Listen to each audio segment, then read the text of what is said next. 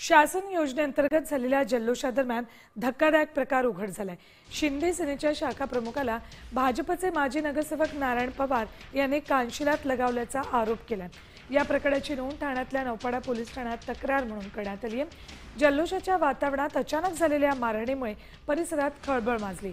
दोन्ही पक्षांमध्ये तणाव निर्माण झालेला आहे।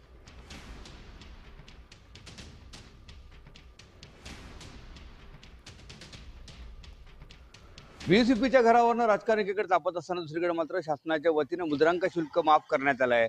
अशा प्रकारची सुनावणी करण्यात आल्यानंतर ठाण्यामध्ये शिवसेना आणि भाजप समोरासमोर आल्याचे चित्र आपल्याला दिसतंय। स्थानिक नगरसेवक माजी नगरसेवक नारायण पवार हे तिथे येऊन आम्हाला मारहाण जोडण करायला लागले। तर आम्ही त्यांना विचारतो मारताय का, जे काय करायचं ते बोलून बोला ना, बोला आमच्याशी आणि हे करा। तर ते बोलतात मी हे केलंय, तुम्ही श्रेय घेता, हे करताय। बोलो असं नाही चालणार ना। ते विभाग प्रमुखाला मारलं, मला मारलं, तुला आम्हाला धमकी दिली, मारेल तुला, हे करेल तुला, मी बघून घेतो, हे करतो। बोलो हे असं नाही झालं ना। तुम्ही युतीमध्ये आहात तर युती धर्म पाळा ना। कडनं नारायण पवार साहेब आले, आम्हाला मारझोड केली। आम्ही बोला आम्ही काय चुकलो ते आम्हाला तुम्ही सांगा। तर ते बोलतात मी बिल्डिंग बांधलेली आहे, सर्व श्रेय मी घेणार।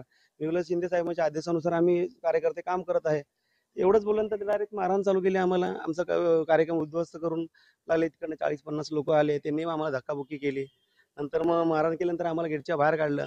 मलाही मी गेटच्या बाहेर गेलो, तिथेही आम्हाला मारहाण केली। विकास काटे, साम टीव्ही न्यूज, ठाणे।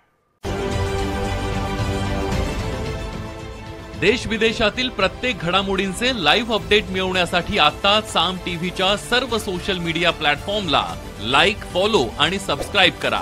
तसंच सर्व नोटिफिकेशनसाठी बेल आयकॉन प्रेस करायला विसरू नका।